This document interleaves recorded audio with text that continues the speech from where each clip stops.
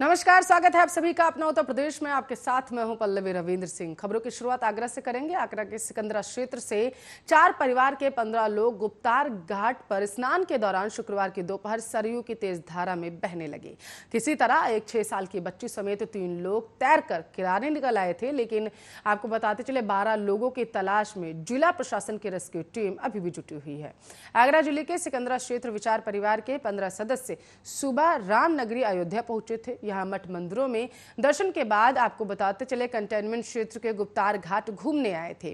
घूमते हुए सभी लोग गुप्तार घाट से करीब 200 मीटर दूर जमथरा कच्चा घाट पहुंच गए। यहाँ स्नान के लिए सभी लोग पानी में उतर गए, लेकिन सरयू की तेज लहर में अचानक 4 महिलाएं बहने लगी। इन्हें बचाने में परिवार के अन्य सदस्य भी नदी में बहने लगे। किसी तरह 6 वर्षीय धैर्या समेत 3 लोग तैरकर किनारे पर आ गए, जबकि 12 लोग नदी में डूब गए। चीख पुकार सुनकर आसपास के नाविक और श्रद्धालु दौड़े। सूचना पाकर पुलिस और प्रशासन की टीम रेस्क्यू अभियान के लिए लगी। आगरा के पूरे परिवार को बचाने के लिए सेना का बचाव दल भी नदी में उतर गया। आपको बताते चले ये घटना दोपहर 3 बजे की बताई जा रही है। 15 लोगों में कुल 6 लोगों को बचा लिया गया है, जबकि एक व्यक्ति का शव भी बरामद कर लिया गया। अन्य लोगों की तलाश में सेना और पुलिस के प्रशिक्षित गोताखोर अभी भी जुटे हुए हैं। जिलाधिकारी अनुज कुमार झा ने बताया है कि रेस्क्यू अभियान में पुलिस, पीएससी और स्थानीय गोताखोरों की टीम लगाई गई। ज्यादा से ज्यादा लोगों को बचाने का प्रयास भी किया जा रहा है। अब तक 4 लोगों को बचा लिया गया है। आगरा से आए परिवार की कुछ महिलाएं नदी में हाथ पैर धोने के दौरान तेज लहरों की चपेट में बहने लगी। उन्हें बचाने के दौरान ये बड़ा हादसा हो गया।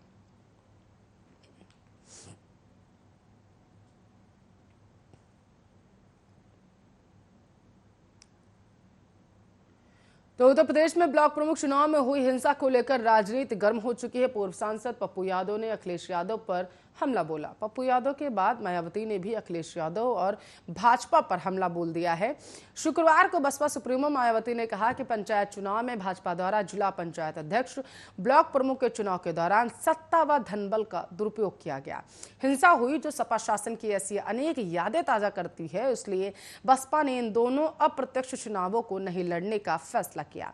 अब यूपी विधानसभा का चुनाव निकट है, तब भाजपा सरकार के खिलाफ सपा जो जुबानी विरोध में आक्रामकता दिखा रही है वह घोर छलावा है, अविश्वसनीय है। सपा के भी ऐसे ही शासनकाल को जनता नहीं भूली है। उन्होंने कहा कि बात बात पर हल्ला बोल के तेवर वाली सपा यहाँ के गरीबों, किसानों में बेरोजगार आदि के अधिकारों और दलितों, पिछड़ों व मुस्लिम समाज के ऊपर हो रहे अत्याचारों, हिंसा आदि पर क्यों निष्क्रिय रही है, यह भी सोचने की बात है। आपको बता दें कि उत्तर प्रदेश में ब्लॉक प्रमुख चुनाव में हुई हिंसा को लेकर पूर्व सांसद पप्पू यादव ने ट्वीट कर कहा, बाबू अखिलेश यादव जी, आपसे ना हो पाएगा। सड़क पर संघर्ष, इतनी बड़ी पार्टी, इतना संसाधन हो तो बीजेपी वालों की गुंडाई और ढोंगी के दुशासन का होस्ट ठिकाने लगा देते। एक बहन का बीच सड़क पर चीरहरण और आप आराम से बैठे हैं। जेल से निकलता हूं, संघर्ष के लिए पार्टी आउटसोर्स कर दी जाएगी, फिर दिखाता हूं।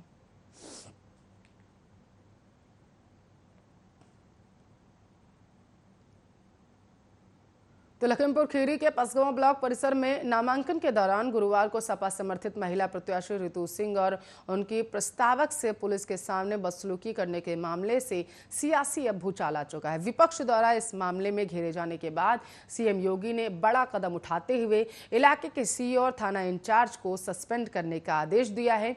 वहीं आपको बताते चले, आज सुबह पुलिस ने इस मामले में भाजपा सांसद रेखा वर्मा के करीबी को भी धर दबोचा। भाजपा समर्थकों द्वारा सपा प्रत्याशी रितु सिंह से बदसलूकी और नामांकन न करने देने के मामले का संज्ञान लेते हुए अखिलेश यादव ने पीड़िता को लखनऊ बुलाया। रितु सिंह और उनकी प्रस्तावक अनीता देवी से गुरुवार को बदसलूकी की गई। पार्टी कार्यकर्ताओं के साथ रितु सिंह लखनऊ पहुंच चुकी थी। उधर मामले में एडीजी प्रशांत कुमार के आदेश के बाद दर्ज हुई एफआईआर के बाद मामले में एक आरोपी को भी गिरफ्तार कर लिया गया। आरोपी यश वर्मा भाजपा का जिला अध्यक्ष होने के साथ ही भाजपा सांसद रेखा वर्मा का करीबी भी बताया जाता है। भाजपा सूत्रों के हवाले से खबर है कि पार्टी ने भी प्रकरण को गंभीरता से लिया। कुछ लोगों पर संगठन भी कार्रवाई कर सकता है।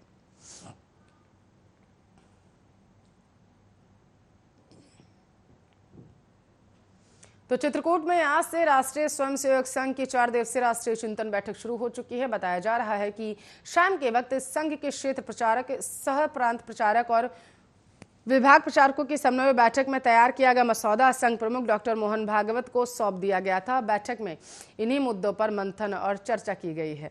आपको बताते चले, धर्मनगरी में शुक्रवार से शुरू हो रही राष्ट्रीय चिंतन बैठक के लिए संघ प्रमुख डॉक्टर मोहन भागवत सहित आरएसएस के वरिष्ठ पदाधिकारी यहां पहुंच चुके थे और पूर्व संध्या में हुई आपसी समन्वय बैठक में कोरोना काल में संघ के बंद पड़े नियमित कार्यक्रमों को फिर से शुरू करने की सहमति बनी। यूपी समेत 5 राज्यों में होने वाले विधानसभा चुनाव पर भी खास चर्चा हुई। तय किया गया कि कोरोना की तीसरी लहर से पहले ही संघ की जिला स्तरीय टीमें गांव में जाकर लोगों की जरूरतें समझेंगी और कोरोना से बचाव के लिए केंद्र और राज्य सरकारों द्वारा उठाए गए कदमों की जानकारियां देंगी। साथ ही संघ द्वारा संचालित अस्पतालों को पूरी क्षमता और सक्रियता से व्यवस्थित करने का भी निर्णय लिया गया ताकि तीसरी लहर में इन अस्पतालों का लाभ लोगों को मिल सके। लगभग 3 घंटे तक चली बैठक में केंद्र की मोदी और राज्य की योगी सरकार के कामों और उनकी आम छवि पर भी विचार विमर्श हुआ।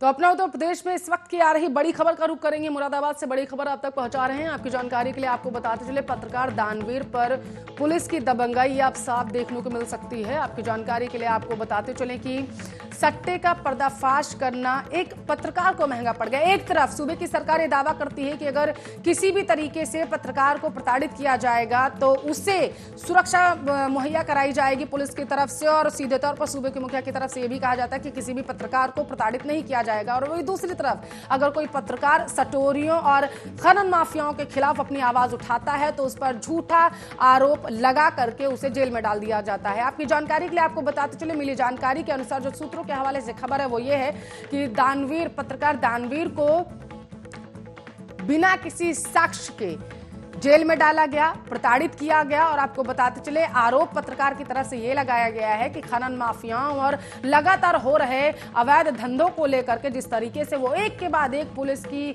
जो काम नहीं करते थे उनकी खामियों को उजागर करता था, उस पर पुलिस ने एक्शन लिया है। पुलिस और जुआरियों के आपको बताते चले वो लगातार उनका पर्दाफाश करता रहता था। 376 का उस पर झूठा आरोप लगा, ये पत्रकार का कहना। दानवीर सिंह जो बिलारी में आर्य न्यूज़ के एक संवाददाता थे, जिनको कुछ षड्यंत्र रच के, जिसमें पुलिस कर्मचारी भी संलिप्त हो सकते हैं और कुछ राजनेता भी हो सकते हैं या कुछ काफ़ी सारे जो लोग हैं, जैसा कि आप सब लोग जानते हैं, पत्रकारों के खिलाफ उत्तर प्रदेश में झूठे मुकदमों की एक बाढ़ सी आई हुई है इस समय में। उनके खिलाफ भी कुछ लोगों ने षड्यंत्र रचते हुए एक 376 का फर्जी मुकदमा कायम करा दिया था, जिसमें आज आज़ाद पत्रकार मोर्चा की तरफ से हम मुरादाबाद के पत्रकारगण जिलाधिकारी महोदय मुरादाबाद, एसएसपी महोदय मुरादाबाद से मिले हैं, जिसमें हमने इस पूरे प्रकरण को अवगत कराया है कि पत्रकार की जो गिरफ्तारी हुई है वो किस तरह से गैरकानूनी है और निराधार है। क्योंकि जिस समय पत्रकार की गिरफ्तारी हुई उस समय पत्रकार अपने एक साथी के साथ दानवीर सिंह थाना बिलारी पर गए थे किसी समाचार के सिलसिले में। उस समय वहाँ एसआई जो सतवीर सिंह नाम के हैं, उन्हें कुछ नहीं कहा, उनसे सीधा ये कहा कि तुम्हारे खिलाफ एक 376D का मुकदमा कायम है, तुम्हारी गिरफ्तारी इसलिए हम कर रहे हैं। तब के सबसे अहम बात यह है, अगर उनके खिलाफ कोई मुकदमा दर्ज था तो जिस महिला ने उनके ऊपर ये एलिगेशन लगाया है उस महिला का उस समय तक ना तो 161 का बयान हुआ था ना उसका मेडिकल हुआ था। ऐसा लग रहा था कि जैसे कि बिलारी थाना पुलिस पत्रकार से, जो पत्रकार ने उनके खिलाफ जो समाचार प्रकाशित किए थे उस बात को लेके चिड़ी हुई थी, खुन्नस खाई हुई थी। उनको आनंद फानंद में गिरफ्तारी की, न कोई जांच, न मौका मुआयना, किसी तरह की कोई भी पुलिस ने तफ्तीश करने की। तो मैं वो दूसरी तरफ उत्तर प्रदेश के संभल जिले में मंदिर परिसर में महंत का शव मिलने से सनसनी फैल चुकी है। महंत का शव लहूलुहान हालत में वहां पर पड़ा मिला है। सूचना मिलती है पुलिस अधिकारी मौके पर पहुंच गए। जानकारी के अनुसार प्राचीन पातालेश्वर महादेव मंदिर परिसर में महंत का शव लहूलुहान अवस्था में पड़ा हुआ था। इसकी जानकारी ग्रामीणों को हुई तो आक्रोश पनप गया। पुलिस को सूचना दी गई। मौके पर पहुंची पुलिस को ग्रामीणों ने महंत की पीट कर हत्या करने की बात बताई। अपर पुलिस अधीक्षक आलोक कुमार जायसवाल और पुलिस क्षेत्राधिकारी अरुण कुमार सिंह ने घटनास्थल का मौका मुआयना किया। असमोली थाना क्षेत्र के गांव गुमसानी में बने प्राचीन पातालेश्वर महादेव मंदिर के महंत भरतगिरी महाराज की गुरुवार रात अज्ञात बदमाशों ने पीट कर हत्या कर दी थी। शुक्रवार की सुबह जब ग्रामीण पूजा अर्चना के लिए मंदिर पहुंचे तो महंत का शव लहूलुहान अवस्था में पड़ा मिला और महंत की मंदिर परिसर में हत्या की सूचना से पुलिस महकमे में हड़कंप मच चुका है। आपको बताते चलिए, पुलिस ने एक व्यक्ति को हिरासत में भी ले लिया है, जिससे शक के आधार पर अभी पूछताछ जारी।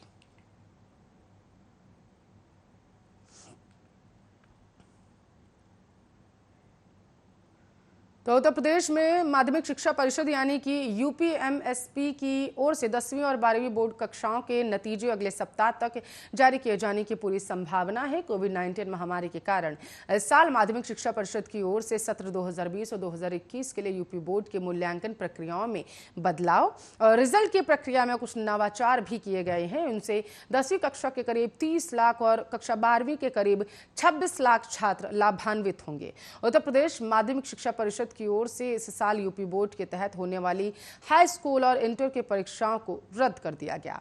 वह भी तब जब देश दुनिया का सबसे बड़ा स्कूल शिक्षा बोर्ड अपनी स्थापना के शताब्दी वर्ष के दौर में चल रहा था। इस बार यूपी बोर्ड की 10वीं और 12वीं कक्षा में कुल 56 लाख से अधिक परीक्षार्थी पंजीकृत थे। हालांकि कोरोना महामारी के कारण परीक्षाओं का आयोजन न हो सका। ऐसे में विद्यार्थियों को नुकसान से बचाने के लिए एक विशेष मूल्यांकन योजना बनाई गई।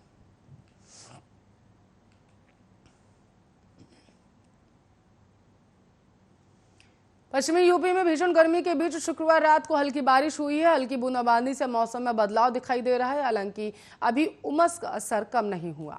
बताया गया है कि जिस तरह से मानसून ने फिर से रफ्तार पकड़ी है, उससे लग रहा है कि आने वाले 2 से 3 दिन में पश्चिमी यूपी में सभी जगहों पर अच्छी बारिश हो सकती है। वहीं गर्मी का असर पिछले 1 सप्ताह से इतना ज्यादा था कि दिन में बाहर निकलना भी मुश्किल हो गया। बढ़ती गर्मी के बीच शहरवासी हलकान है। पश्चिमी यूपी में तापमान 41 डिग्री के पार पहुंच चुका है। भीषण गर्मी के चलते लोगों को मानसून की बारिश का बेसब्री से इंतजार है। उधर शुक्रवार रात से थोड़ा मौसम बदला तो हवाओं में भी नमी बढ़ गई। मौसम के उतार चढ़ाव के बीच बारिश होने से जहां गर्मी से राहत मिलेगी तो वहीं धान लगाने वाले किसानों को भी इसका लाभ मिलेगा। पश्चिमी यूपी में इस समय धान की बुवाई का कार्य हो रहा है। इसके लिए मानसूनी बारिश का होना बेहद जरूरी है। सरदार वल्लभ भाई पटेल कृषि एवं प्रौद्योगिकी विश्वविद्यालय के मौसम वैज्ञानिक डॉक्टर यूपी शाही का कहना है कि मानसून धीरे धीरे बढ़ रहा है। जल्द ही मानसून पश्चिमी यूपी समेत अन्य जगहों पर भी दस्तक दे देगा। इससे गर्मी से राहत मिलेगी और फसलों को भी लाभ होगा। अगले 3 दिन तक पश्चिमी यूपी में बारिश होने के आसार हैं।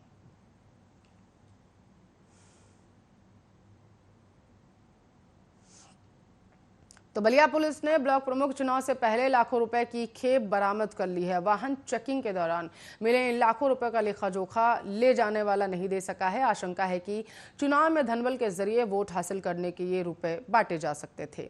बलिया जनपद की उभाव पुलिस बृहस्पतिवार की रात कुंडल ग्राम के नहर के पास वाहन चेकिंग कर रही थी। इस दौरान संदेह होने पर एक 4 पहिया वाहन की तलाशी शुरू की गई। तलाशी में वाहन से 15.15 लाख रुपए बरामद किए गए हैं। पुलिस ने रुपए के साथ ही वाहन को सीज कर दिया।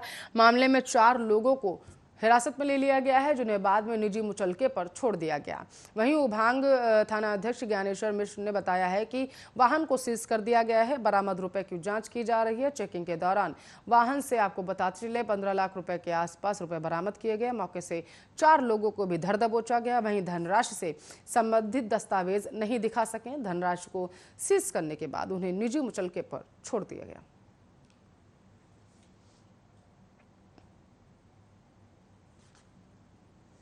मिर्जापुर जनपद में शुक्रवार की सुबह हत्या की सनसनीखेज वारदात से इलाके में हड़कंप मच गया। पुरानी रंजिश में एक पक्ष ने लाठी डंडे से पीट कर वृद्ध को लहूलुहान कर दिया।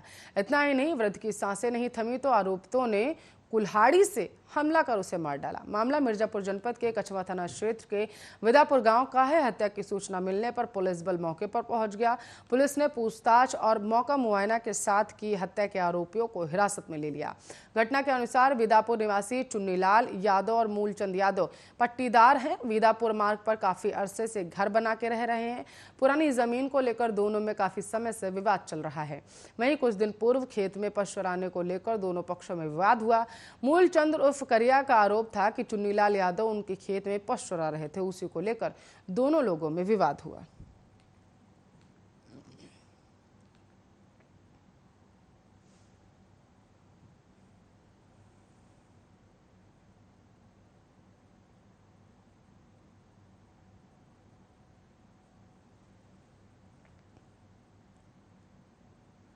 तो यूपी में ब्लॉक प्रमुख के चुनाव के लिए नामांकन के दौरान कई जिलों में हिंसात्मक घटनाएं सामने आई। पर हैरान करने वाली बात ये रही, कहीं पुलिस तमाशबीन बनी देखती रही तो कहीं हुड़दंगियों ने पुलिस को भी छोड़ा नहीं और पुलिस कर्मियों पर हमला कर दिया। सत्ता का लालच इस कदर बढ़ गया कि नामांकन करने गई महिलाओं पर भी हमला किया गया। पर सवाल ये कि सियासी दंगल खूनी संघर्ष में आखिर कैसे बदल गया? कुर्सी के लालच में कितनी कब्रें सजाने की कोशिश की जा रही थी? और सबसे अहम सवाल ये कि इन हमलों की आखिर जिम्मेदारी कौन लेगा? रिपोर्ट देखिए आप।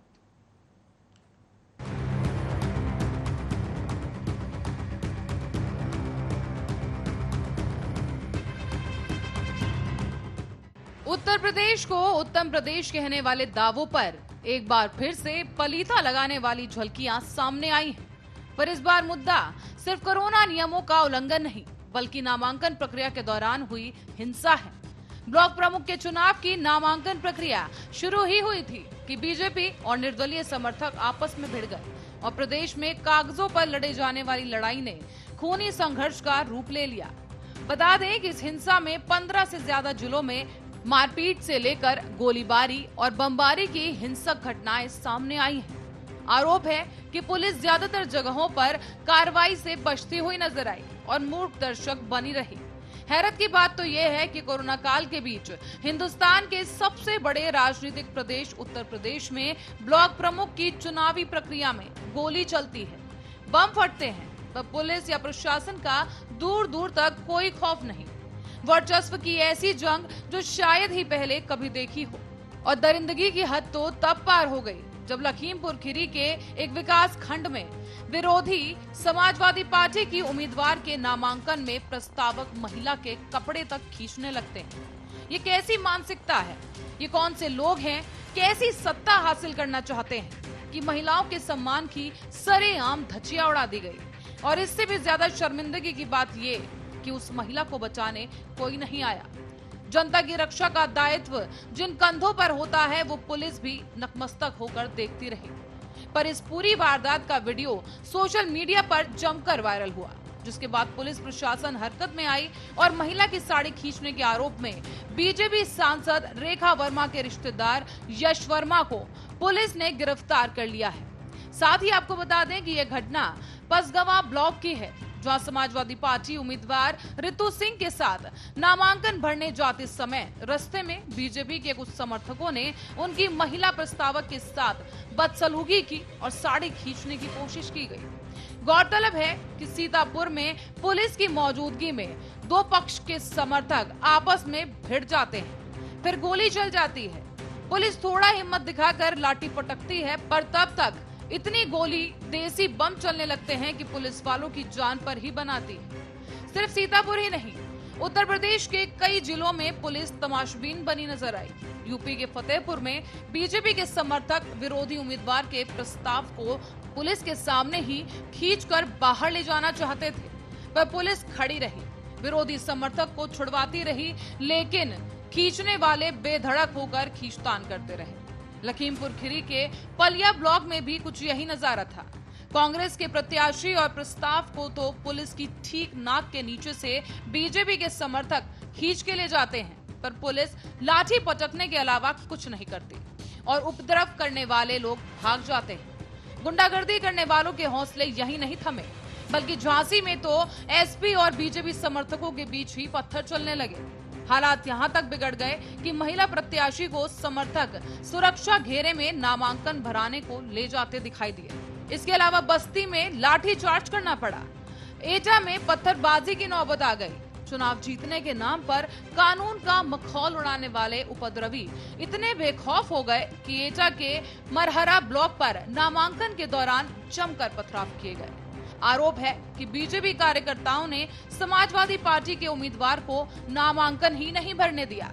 तो सिद्धार्थनगर में जिले के इटवा ब्लॉक पर नामांकन के दौरान प्रदेश के पूर्व विधानसभा अध्यक्ष माता प्रसाद पांडे अपनी पत्नी फूलमती पांडे का नामांकन करने पहुंचे थे, लेकिन कुछ अराजक तत्वों ने उनसे पर्चा छीनकर पर्चा ही फाड़ दिया और आरोप लगा बीजेपी नेताओं पर।